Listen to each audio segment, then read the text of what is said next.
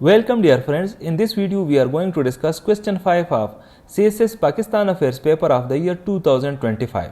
Question 5 is, analyze the demographic and cultural diversity of Pakistan and its impact on national integration and policy making. Question 5 में पूछा गया है कि पाकिस्तान के आबादियाती और सकाफती तनू का तज्जिया करें और इसके साथ साथ ये पूछा गया है कि ये जो डेमोग्राफिक और कल्चरल डाइवर्सिटी है कौमी यकजहती और पॉलिसी साजी पर किस तरह असरअंदाज होती है। तो जिस तरह से ये असरअंदाज होती है उसका जायज़ा लें। चलिए शुरू करते हैं। पहले हम एनालाइज करते हैं पाकिस्तान के डेमोग्राफिक और कल्चरल डाइवर्सिटी को। पाकिस्तान में जो आखिरी दफ़ा मरदमशुमारी हुई थी दैट वाज इन 2023। 2023 के डिजिटल सेंसस के मुताबिक पाकिस्तान की आबादी 241.5 मिलियन है, यानी तकरीबन 24 करोड़ के लगभग है। इस सेंसस के मुताबिक पाकिस्तान की आबादी 2.55% से बढ़ रही है, यानी सालाना इसमें 2.55% इजाफा होता है। फिर रूरल और अर्बन डिवाइड को अगर हम देखें तो 61.2% लोग जो है वो देहात में रहते हैं, जबकि 38.8% लोग जो है वो शहरों में रहते हैं, अर्बन एरियाज़ में। जो मेजर इतनिक ग्रुप्स है पाकिस्तान के, इसमें पंजाबीज़ है। टोटल पॉपुलेशन का वो है तकरीबन कोई 36.98%, या आप कह सकते हैं रफली 37%। दूसरे नंबर पे जो इतनिक ग्रुप है दैट इज़ पश्तून्स 18.15%, फिर सिंधीज़ आते हैं 14.31%, फिर सराइकीज़ आते 12%, उर्दू स्पीकर्स तकरीबन 9.25% है। इस तरह बलूचिस्तान में जो बलोच है, आम तौर पर लोग ओवरऑल बलोच कहते हैं, लेकिन बलोच में फिर सब डिवीज़न है, एक बलूची बोलते हैं और दूसरे जो ब्रोहवी बोलते हैं। तो जो बलूची बोलते हैं that is about 3.38% of the whole population of Pakistan. जो ब्रोहवी बोलते हैं that is 1.16% of the whole population of Pakistan. इसके साथ साथ हिंद को है, हिंद को स्पीकिंग जो है वो 2.32% है। जो हमने लैंग्वेजेस डिस्कस की, इसके अलावा पाकिस्तान में और भी बहुत सारे ज़ुबानें हैं। इस वक्त पाकिस्तान में तकरीबन कोई 70 से ज़्यादा ज़ुबानें बोली जाती है, जिसमें कोहिस्तानी भी आती है, शेना भी आती है, बाल्टी भी आती है और कलाशा भी आती है। अगर मज़हब के हिसाब से देखें तो पाकिस्तान के जो मुस्लिम पॉपुलेशन है वो तकरीबन 96.35% है। इसके अलावा हिंदूज़ है 2.17%, क्रिश्चियंस जो है वो 1.37% है, और इसके अलावा अदर मिनॉरिटीज़ है जो कि 1% से लेस है, वो सारे मिला के। अगर एज के हिसाब से हम देखें तो पाकिस्तान की इस वक्त 15 साल से कम उम्र की पॉपुलेशन जो है वो टोटल पॉपुलेशन की 40% है, मतलब तकरीबन आधे के करीब पॉपुलेशन इस वक्त 15 साल से नीचे है। जो मीडियन एज है, मीडियन का मतलब ये है कि जो ज़्यादातर लोगों की उम्र है वो तकरीबन 20 साल के लगभग है। और जो फर्टिलिटी रेट है पाकिस्तान की दैट इज़ अबाउट 3.3 चिल्ड्रन पर वुमन, यानी पाकिस्तान में औसतन एक औरत की 3.3 बच्चे हैं।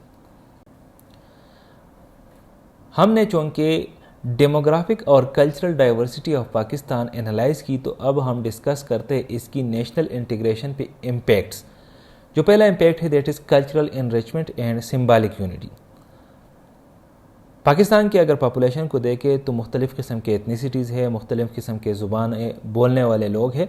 तो ये क्या करते हैं, जो नेशनल कल्चर है, जो कौमी सकाफ़त है, उसको इनरिच करता है। इसके साथ साथ आपके साथ एक इनरिच लिटरेचर आ जाता है, मुख्तलिफ़ किस्म के म्यूज़िक, जिस तरह के पश्तून का अलग म्यूज़िक है, पंजाबी का अलग है, बलोच का अलग है, मुख्तलिफ़ किस्म के म्यूज़िक्स आपको मिलते हैं। मुख्तलिफ़ इलाक़ों के और मुख्तलिफ़ लोगों के मुख्तलिफ़ किस्म के ख़ुराक के रिवायात है। आर्किटेक्चर भी आपको मुख्तलिफ़ किस्म का मिलता है। और इसके साथ साथ जो उर्दू है it serves as a lingua franca enabling communication across regions. Lingua franca क्या होता है? लैंग्वा फ्रांका एक ऐसी ज़ुबान होती है जो कि कॉमन लैंग्वेज की तरह उसको अडॉप्ट की जाती है उन लोगों के दरमियान जिनकी जो नेटिव लैंग्वेज है वो डिफरेंट होती है।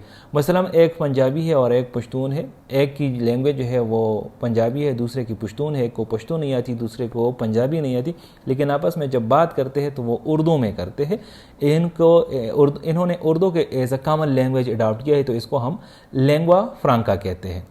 तो कल्चरल डाइवर्सिटी को अगर हम पाकिस्तान की देखें तो हर एक का अलग अलग कल्चर, अलग अलग इथनिसिटी है, लेकिन इसके साथ साथ उर्दू जो है वो लैंग्वा फ्रांका का काम करती है। अब एक तरफ अगर डेमोग्राफिक और कल्चरल डाइवर्सिटी पाकिस्तान के कल्चर को इनरिच बनाती है, तो दूसरी तरफ ये डाइवर्सिटी टेंशन्स और ग्रीवेंसेस की वजह भी बनती है। मिसाल के तौर पर जो डेवलपमेंट है और पॉलिटिकल रिप्रेजेंटेशन है, इनमें आपको डिस्पैरिटीज़ नज़र आएगी। एक सूबा ज़्यादा डेवलप होगा, दूसरा कम डेवलप होगा।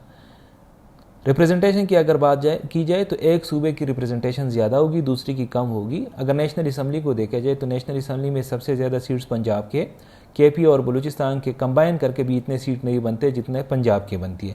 अल्दो कि सेनेट में फिर सारों को एक जैसे नुमाइंदगी मिली है, लेकिन स्टिल पॉलिटिकल रिप्रेजेंटेशन की एक इशू है जिसको डिस्पैरिटी की नज़र से देखी जाती है।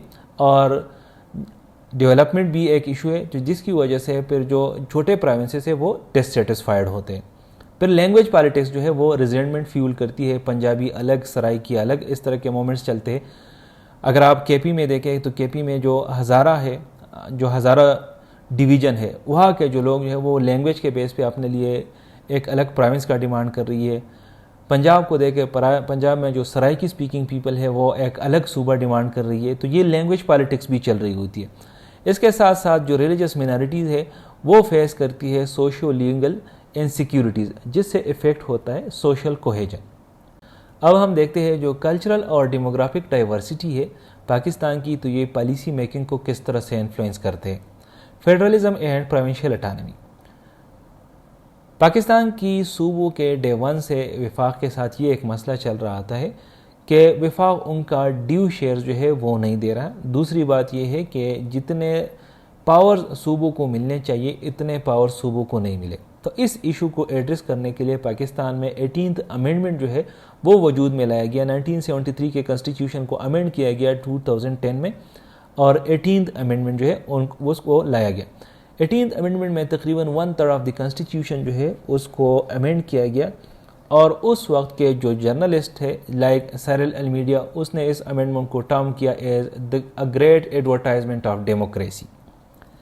लेकिन इसके बावजूद इसमें कुछ मसले हैं। वो ये है कि इसकी जो इम्प्लीमेंटेशन है वो अनइवन रही है। कुछ जगहों पे इसकी इम्प्लीमेंटेशन हुई है, कुछ जगहों पे नहीं हुई है, और जो रिसोर्स शेयरिंग पे जो डिस्प्यूट्स चल रहे हैं वो अभी भी जो है परसिस्ट करते। मिसाल के तौर पर अगर माइंस है किसी सूबे के तो उसके मसले चल रहे हैं।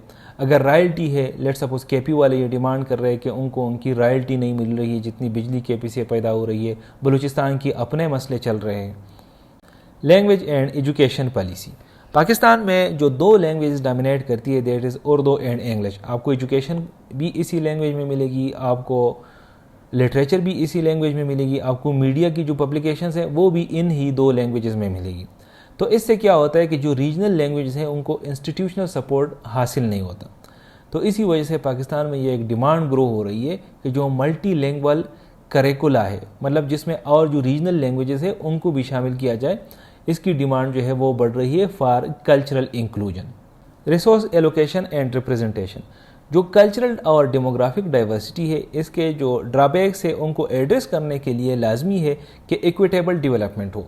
मतलब अगर एक सूबे में कोई अच्छी डेवलपमेंट हो रही है तो दूसरे सूबे में भी उसी तरह से डेवलपमेंट होनी चाहिए। दूसरे सूबे को इग्नोर नहीं करना चाहिए। मिनॉरिटी को उनके राइट्स मिलने चाहिए। एथनिक इंक्लूजन होनी चाहिए। मतलब ऐसा नहीं है कि एक इथनिसिटी को आप जो है ज़्यादा प्रमोट करें और दूसरी इथनिसिटी पीछे रह जाए। सारों को इंक्लूड करके जो है डेवलपमेंट की जाए, और ये सारी चीज़ें लाजमी है। मेकैनिज़म्स फॉर इंटर एथनिक डायलॉग, जो कि बहुत लाजमी है कि आपस में जो है ना इथनिसिटीज़ के डायलॉग होने चाहिए, और इंक्लूसिव पब्लिक ब्रॉडकास्टिंग होनी चाहिए, और ये इन्हेंस होनी चाहिए। अब अगर इस सारी डिस्कशन को हम कंक्लूड करें तो हम कह सकते हैं कि एक तरफ अगर पाकिस्तान की जो डेमोग्राफिक और कल्चरल डाइवर्सिटी है वो एक एसेट है पाकिस्तान के लिए, तो दूसरी तरफ वो एक चैलेंज भी है। अब इसको हार्नेस के लिए क्या चाहिए हमें? इंक्लूसिव एजुकेशन होनी चाहिए, इक्विटेबल गवर्नेंस होनी चाहिए, कल्चरल रिस्पेक्ट होनी चाहिए, और साथ साथ इंस्टीट्यूशनल रिफॉर्म्स होने चाहिए। अगर कोई विजनरी लीडरशिप हो और विजनरी पॉलिसी बनाई जाए तो उस पॉलिसी से क्या होगा कि Pakistan can become strong, integrated and multi ethnic nation. Thank you for watching this video. Stay blessed.